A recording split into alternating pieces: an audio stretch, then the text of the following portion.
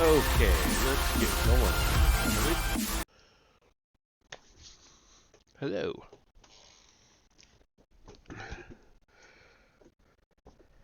We are going to get into chapter 12 of this book, The Cloven Tree.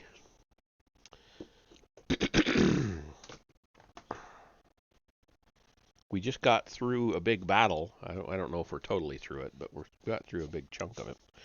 And it was probably the best chapter so far in this book. Oh, alright.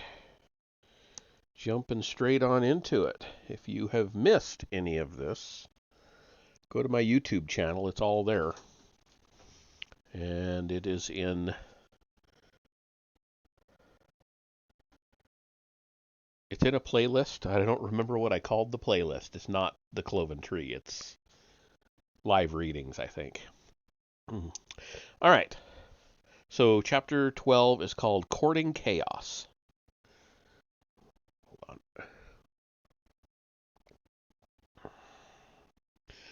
on. Lelebrin, Didoran exclaimed as the last of the few orcs left on guard fell to the rescuers.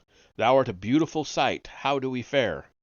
Poorly. Barnes led a squad into the main keep to recover the tome, but surprise hath been lost, and the courtyard doth resound with battle. I fear for our comrades. Several hundred orcs were held here in reserve, and we had to wait for them to depart before we could reach you. The legionnaires are led by a Hlemiok.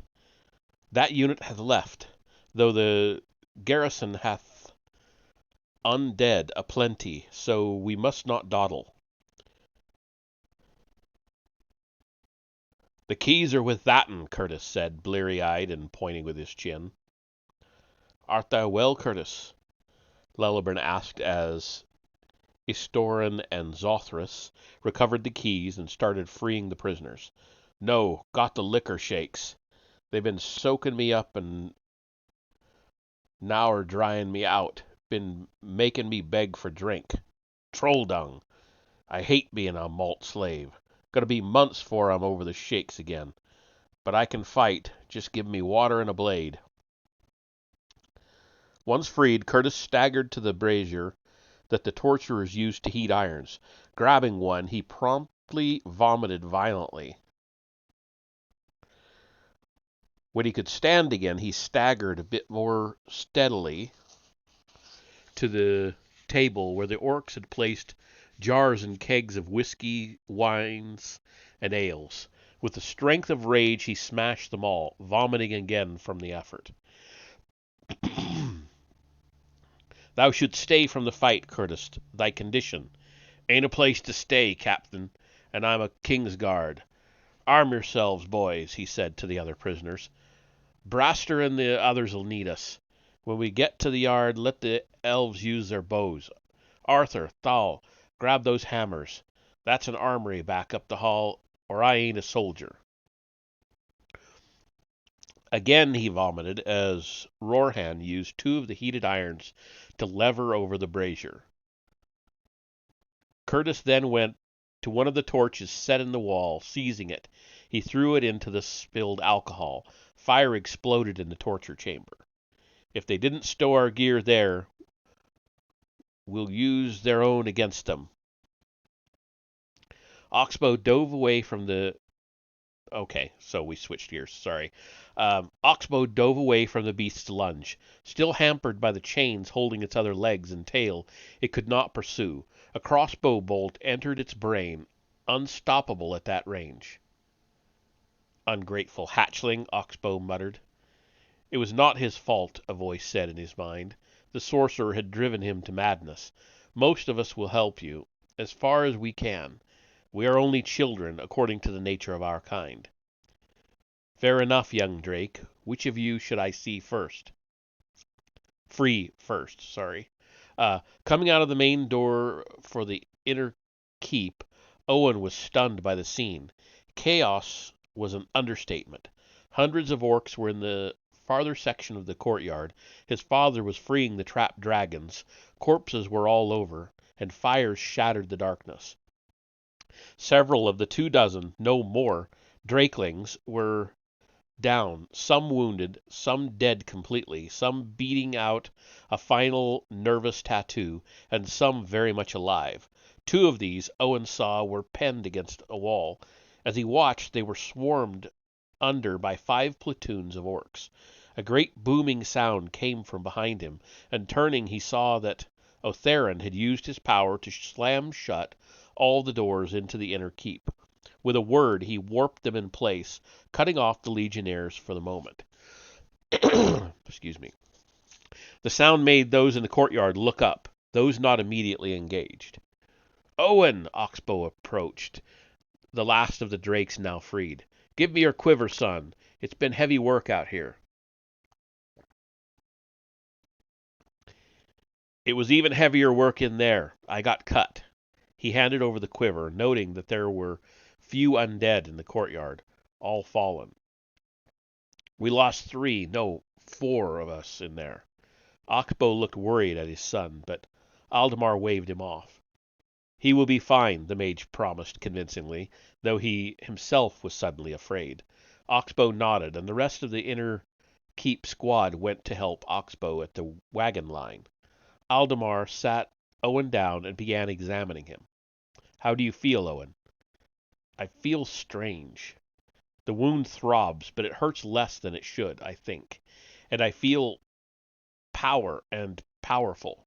It is odd. The mage was worried further because of Owen's speech, and he concentrated on the examination completely, distractedly telling Hot Hands to stand guard. Thoroughly he examined Owen, hoping to find some evidence that would point to something other than what he feared. At last he gave up, as everything pointed to just one conclusion. You have the Legion sickness, Owen, the distemper. It is an odd-appearing case, most possibly a milder one, or you are highly resistant. Rest, save your strength, and you will be fine. Then the mage fully noticed Hot Hands. "Weren't you on the wall?" "I was. We had to leave.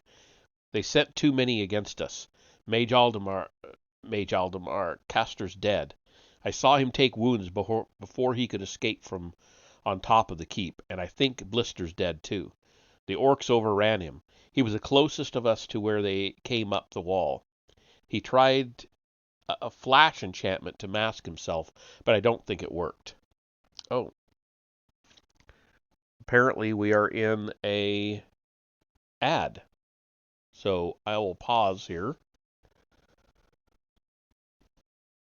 Oh, there it's. Now we're back.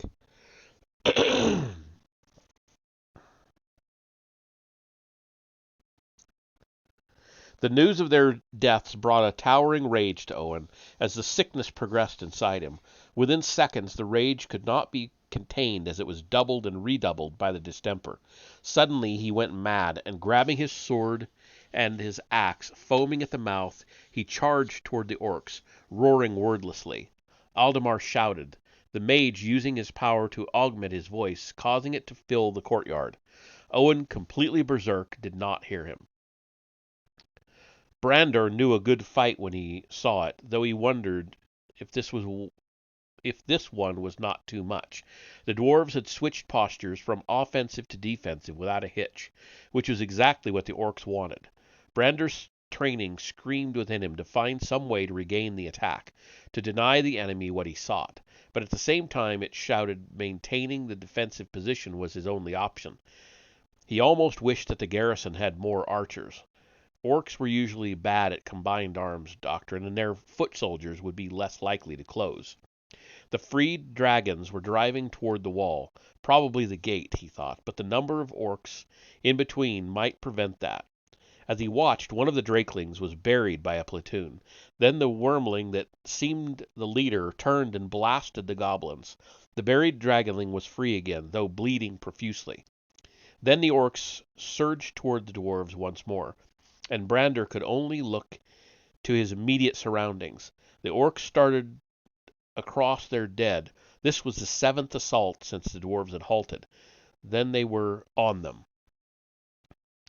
Hammers, axes, and swords resounded as they connected to dwarven shields and armor, as the dwarves waited for openings to strike. Brandor dealt 2 thrust slashes, and 3 orcs fell. The orcs came on again, and the dwarves let them beat futilely at their shield ring until the next openings occurred and more orcs died. The assault faltered, surged forward again, faltered, and then stopped completely. Suddenly Owen was there, having driven into the orcs, gripped by absolute battle madness, supported by the archers.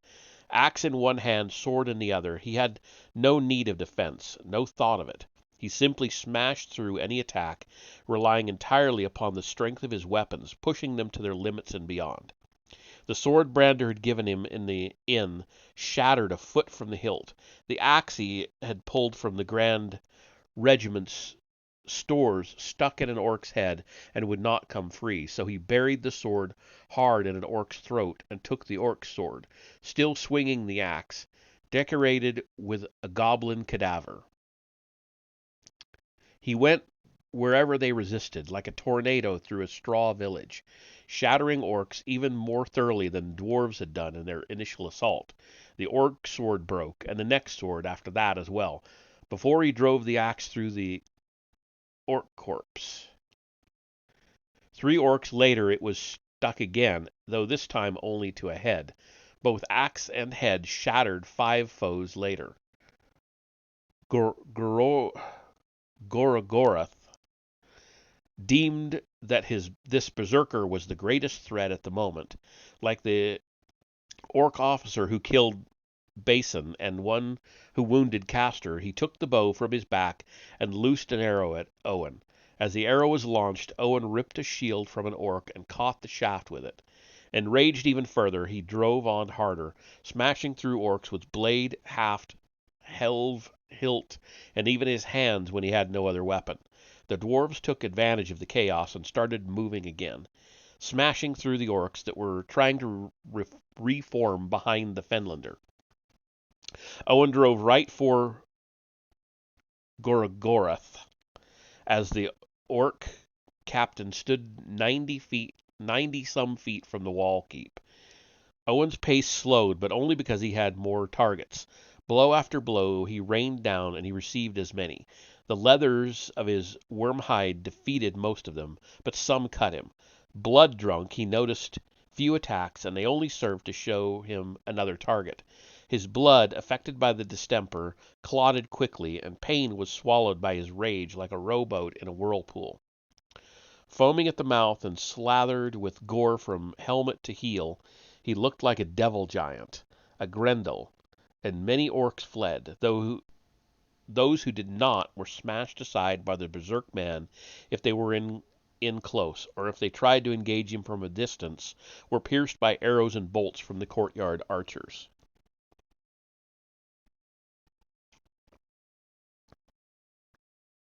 Hey Vesper, how are you doing? We're in the midst of a battle here.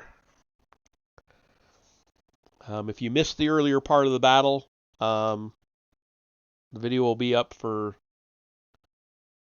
the normal time, but then the rest of the book is on my YouTube channel.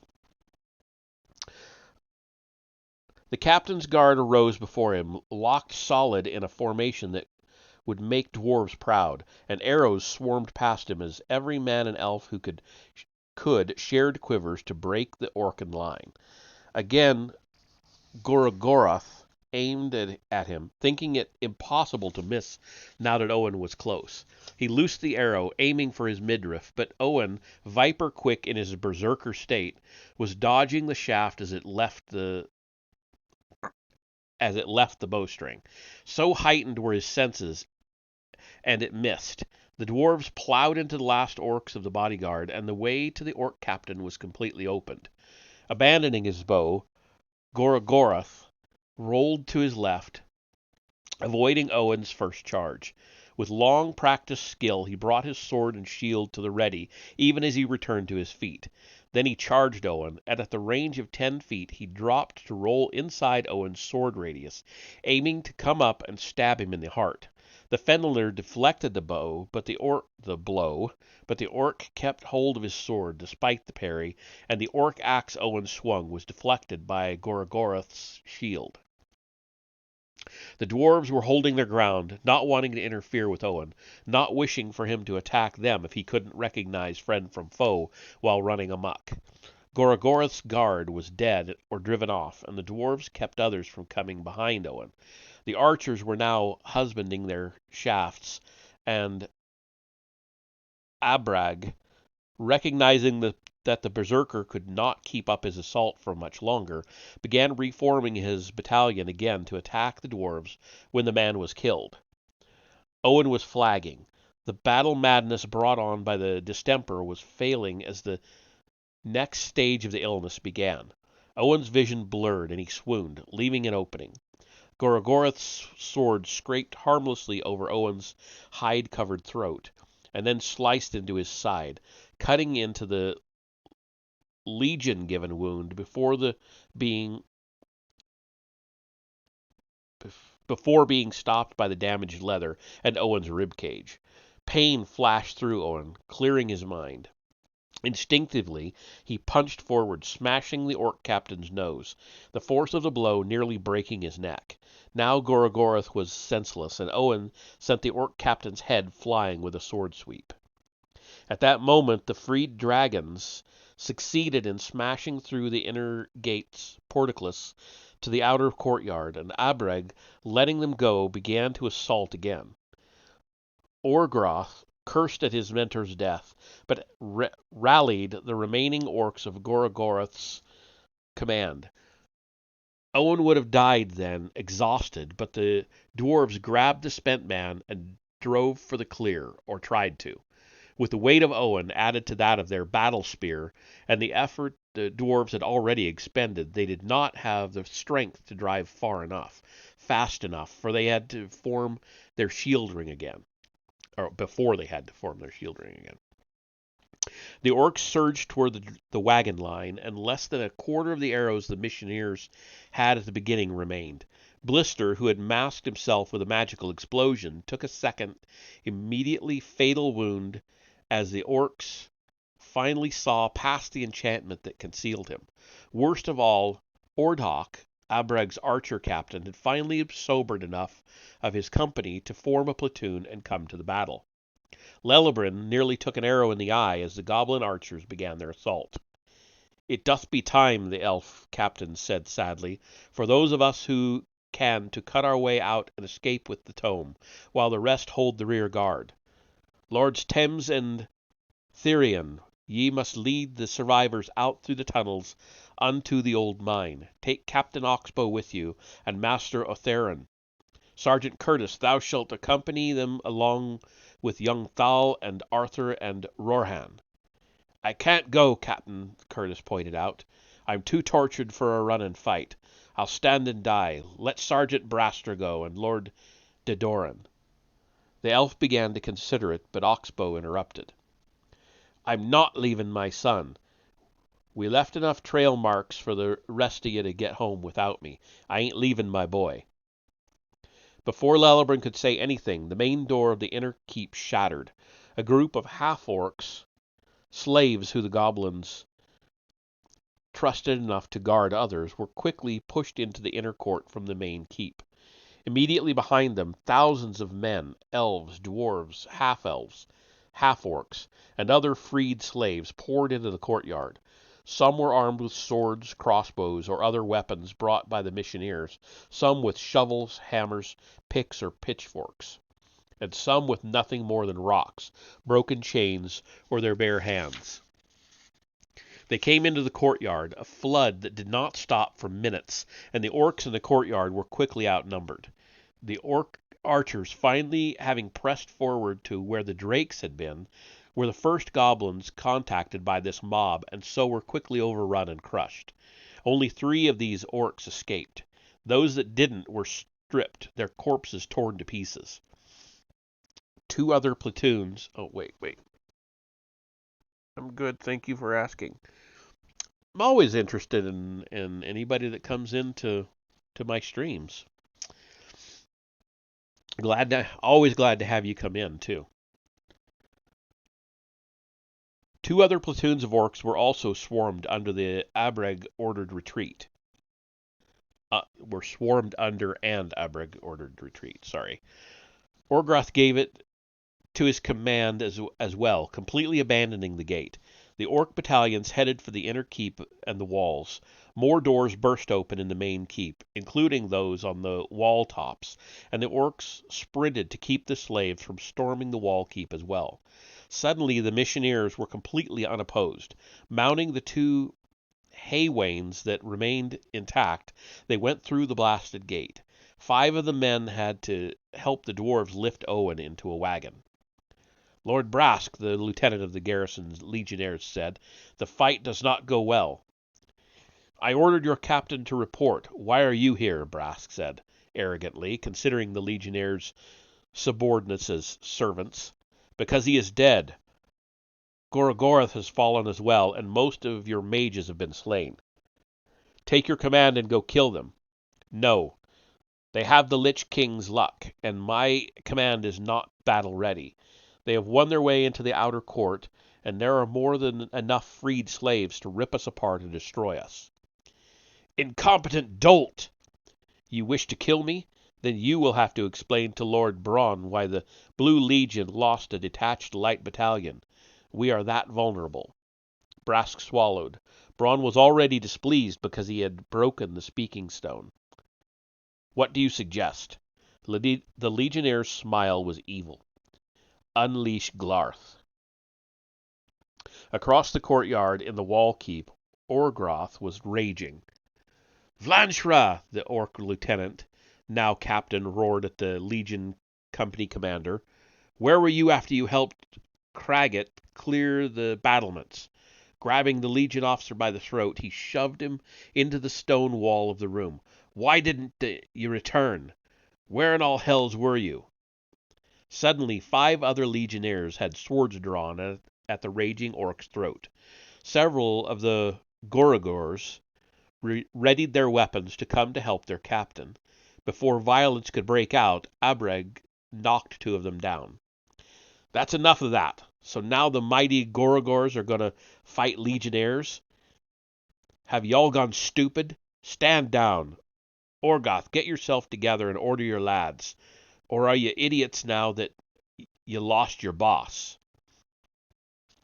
Vlantra spoke an ancient word, one that no human alive could recognize, and his undead sheathed their swords.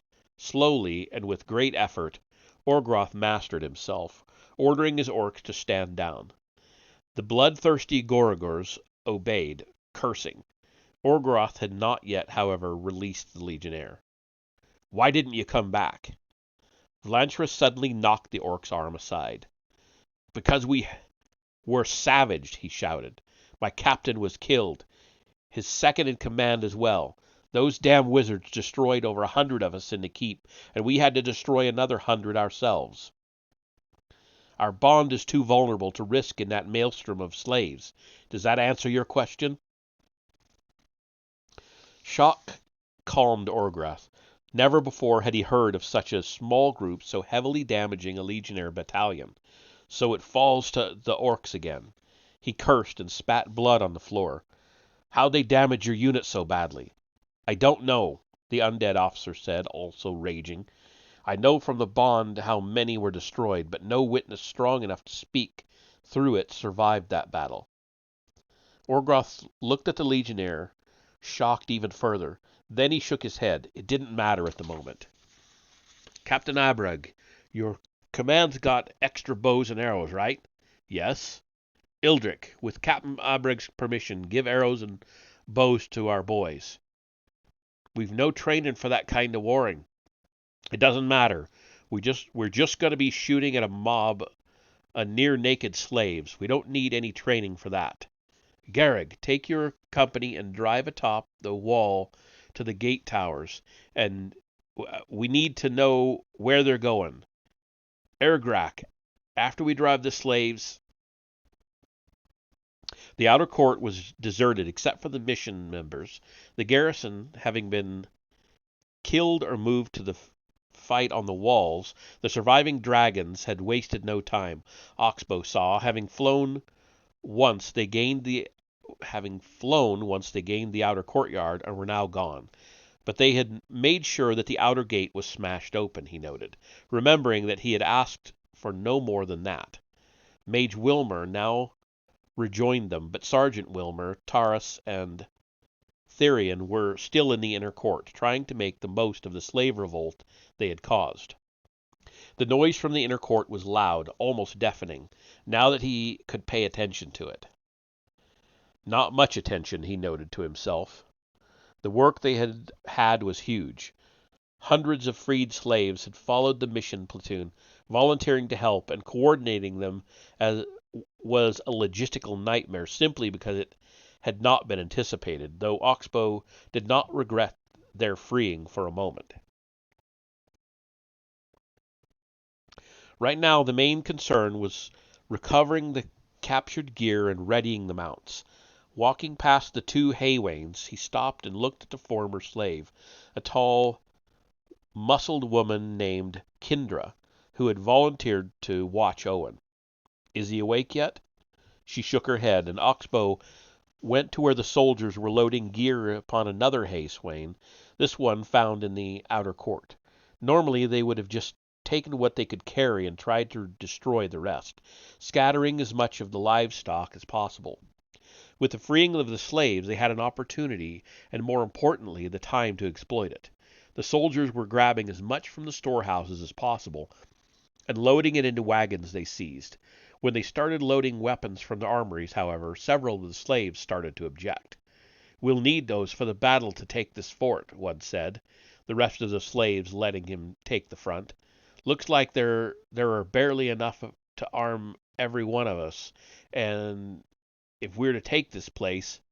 Curtis cut him off. There ain't enough in these armories for half of you, and we ain't aiming to take the fort. We're aiming to be out of here by dawn. When that sun crosses the mountains, the smoke from all these fires will shout to heaven that a battle's taken place here, and the other undead'll hit this place like a herd of dragons. We've got a hard ride and maybe a few fights in front of us, and we'll need everything we can take and more." Several of the slaves muttered over this. "Then you didn't come to free us?" "It don't matter," an older slave said, coming to the front. "They freed us. Is that you, Curtis? You look like hells." "Bernie? You're still alive? Been a prisoner all this time?" He staggered over to embrace the man, but Bernie stepped back. "Yup, and I ain't as glad to see you as I ought to be. I ain't proud of the man I was, but I ain't ashamed of the man I am, Bernie." This time Bernie accepted the hug and pounding on the back the pounding on the back. "You're alive. This fight's worth it just for learning that." Oxbow spoke then as he came up and also embraced the man. "You can have anything we can't Sorry. You can have anything we don't take. And Bernie, if you want arms, there are plenty of 'em cached in an old command post back in the caves.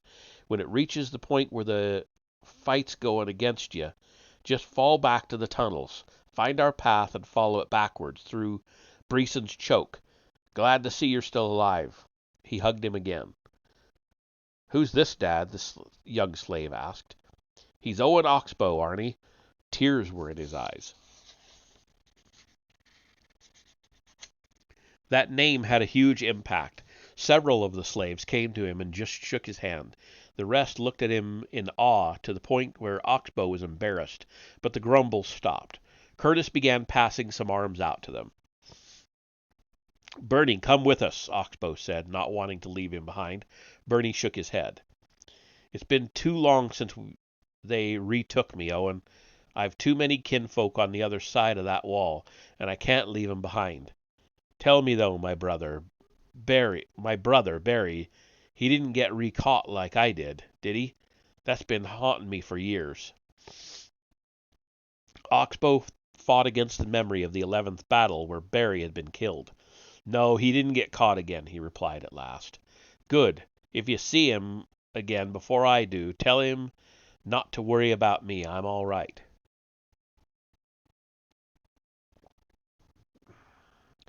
Neither of them spoke for some minutes as Bernie and his contingent were given more arms by Curtis and the soldiers. Then Bernie spoke.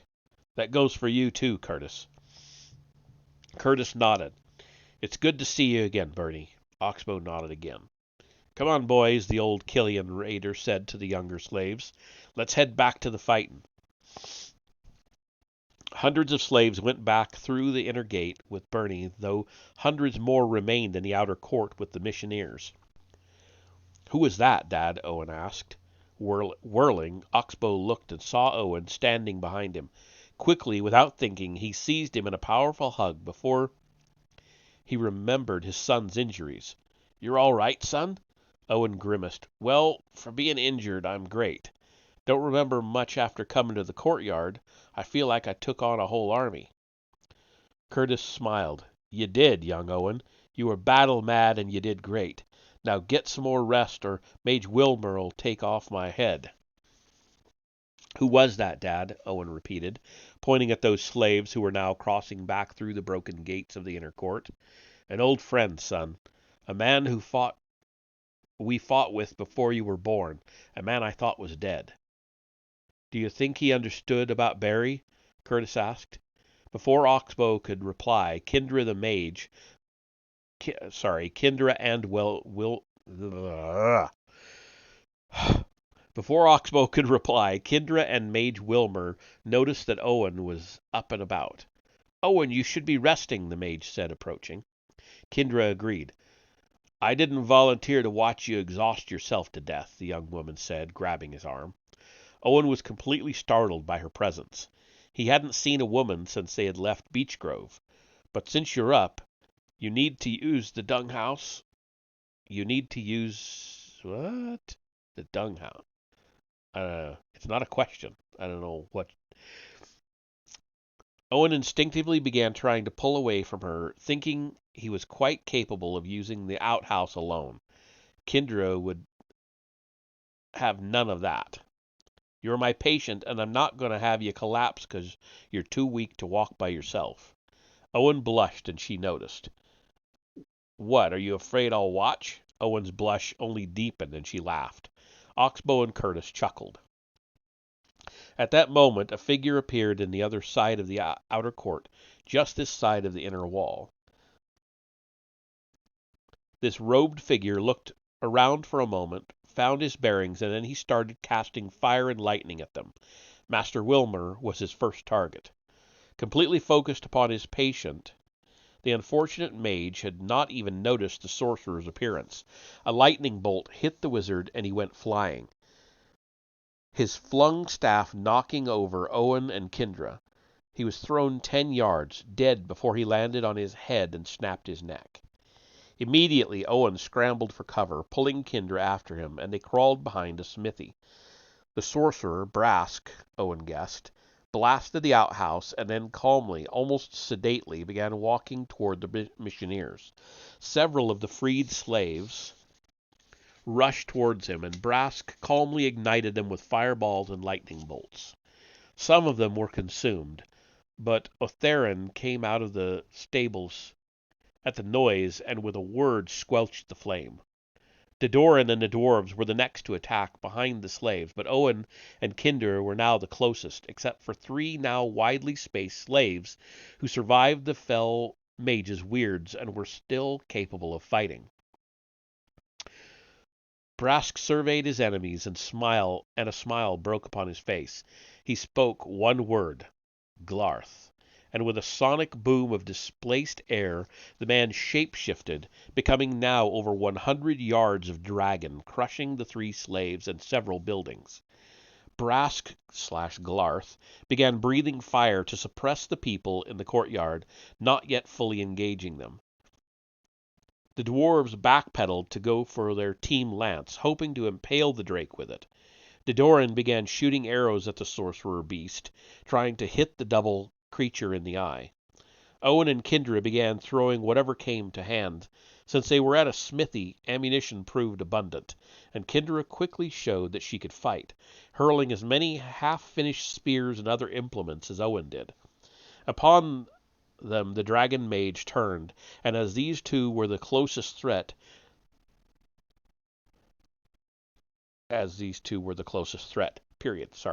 Dedoran saw this, and quickly he stepped to a better but riskier angle for his next shot. The arrow left the bow, and the elf knew it would hit. "Try me, Drake," the elf shouted as the arrow struck, barely missing the eye. Enraged, the mage worm turned as it breathed, and Dedoran had only the time to shout once before he was incinerated. Seeing the elf blaze like a pine in a wildfire, Owen snapped as the distemper reasserted itself, and again he lost all reason. He seized the huge anvil of the smithy, the anvil upon which the chains for the young drakes had been made. Squatting, Owen lifted it over his head, throwing it at the beast even as the creature turned back to face them. Then Owen screamed, collapsing in agony as dozens of his muscles, joints, and tissues were ripped, pulled, and dislocated. He fell completely unconscious. The impossible shite? The impossible sight shocked the 2 minds inside the dragon, a man lifting a ton over his head and throwing it. The combined mind panicked as each side tried to reassert control over the body. For fatal heartbeats they struggled, and then the anvil completed its journey of 10 yards by landing upon the mage drake's head. Spasming in its death throes, the creature destroyed many of the buildings in the outer court as it twitched and rolled. Kindra pulled Owen away from the smithy as the drake rolled over it. She might not have made it, but then Otherin shouted, "Patriad!" and the corpse stilled for a moment. The weird combining the two beings was undone, and so on one side of the anvil there was a dragon's corpse, and coming out the opposite side was the body of a man wearing robes. The missionaries ignored the spectacle, seeing to the injured. Otherin quickly knelt next to Mage Wilmer and then slowly stood again. The dwarves came to the burned slaves, 4 of whom were still alive, though barely. Kindra called for help with Owen, and missionaries ran to her. Among them now were Sergeant Wilmer, Tilder, and Taras. "What is wrong with him?" Taras asked worriedly. Sergeant Wilmer took one look. "He has the Legion sickness, yet I haven't heard of it contorting a man like that." Oxbow's shoulders slumped. He had not been told yet. With a comforting hand on Oxbow's shoulder and a withering look at Sergeant Wilmer, Aldemar explained to everyone. "The distemper drove him battle mad, first in the inner courtyard and then out here, when he threw that anvil." He gestured at the iron block, and several pairs of eyes went very wide. "He pulled muscles and ligaments." "More than that," Otherin said. "He hath also dislocated several joints." "Can you heal him?" Oxbow asked, anguished.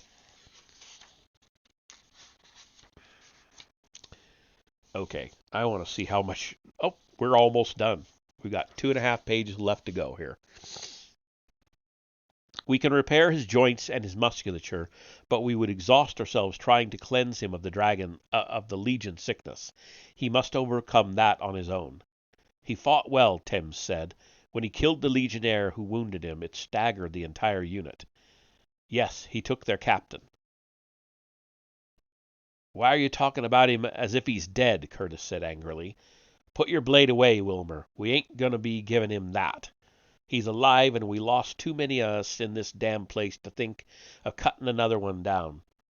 "Heal him as ye can, Master Aldemar," the old sergeant said. Then, weakened by the effort he had just made, he turned and vomited again. The others turned to Lellebran. The elf nodded. "Curtis doth be correct. While he lives we cannot abandon hope for him, nor may we slay him for the distemper unless it is his wish. Mage Wilmer's corpse doth now be buried by the Drake's death throes, Lellebran," Istorin said. "We must leave him, just as we were forced to leave the others. What is our tally?" After a quick roll call, Sergeant Wilmer spoke. 8 are dead, Captain, or missing. We found Castor in the tunnels." "Who was killed?" Within 30 seconds, Wilmer nodded. "Everyone missing is dead, Captain. 4 in the keep, 2 on the wall, and 2 out here." The elf looked at the place where Didoran had died. Nothing was left of him, not even ashes. Then he looked at the gates to the inner court.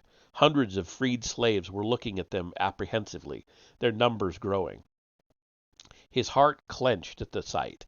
His main reason for not freeing them in the original plan had been because then they would have a moral obligation to them, an obligation that would not be adequately fulfilled.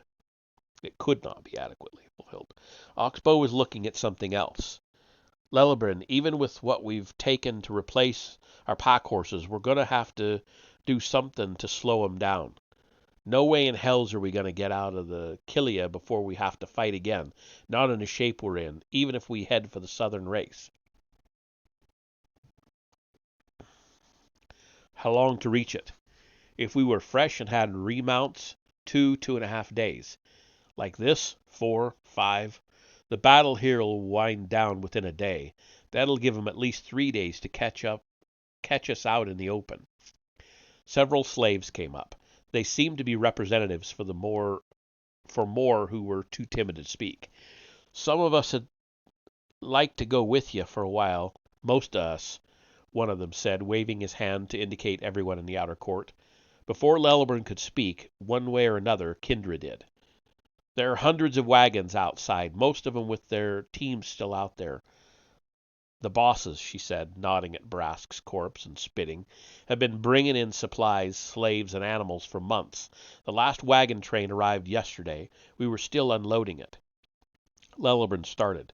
"They left the animals out there? How would they feed so much livestock?" She answered the second question first. "They've been feeding them to the Drakes. They've lost a lot of slaves killed when they brought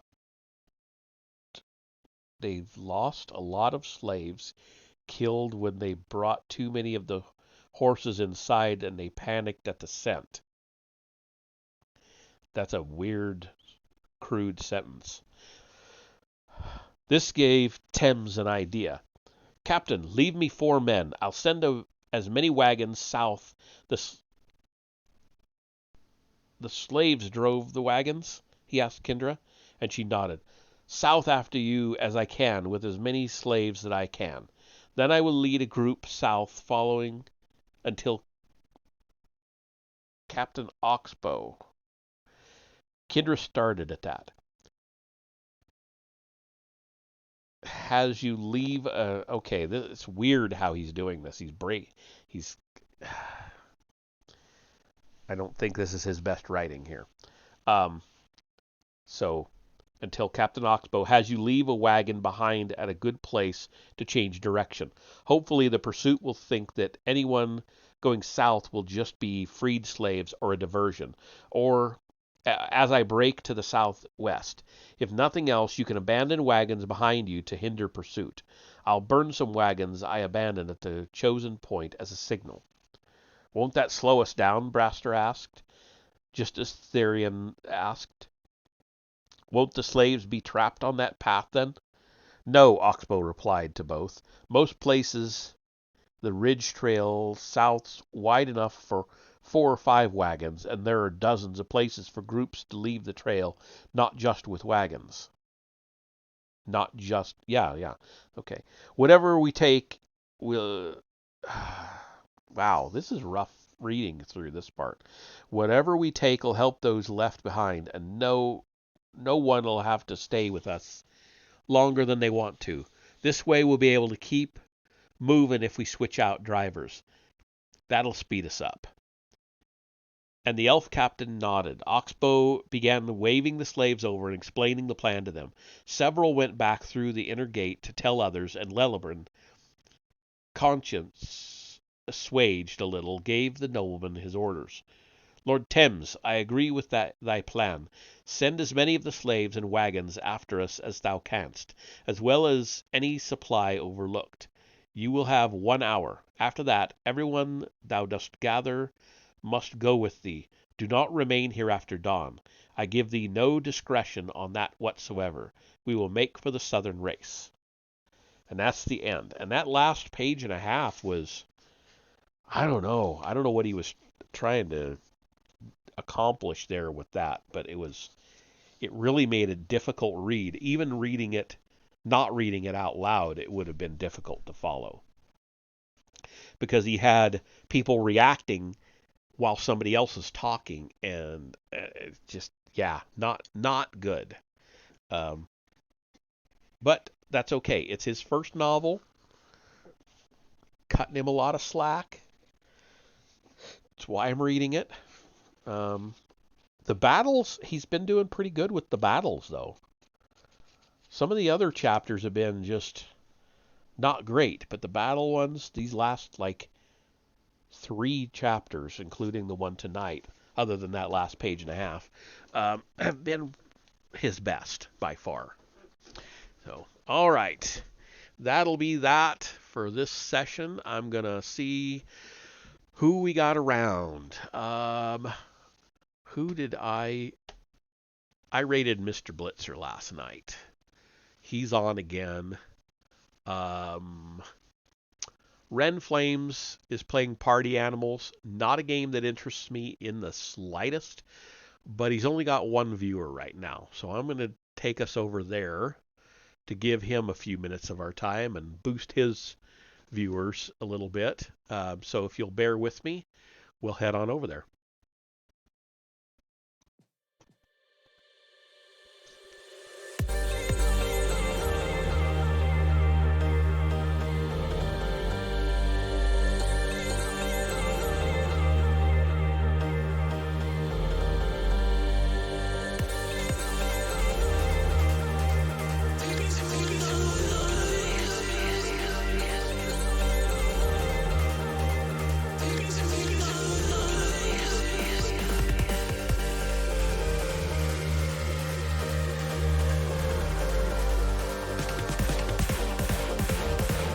Okay, wow, they totally changed this interface.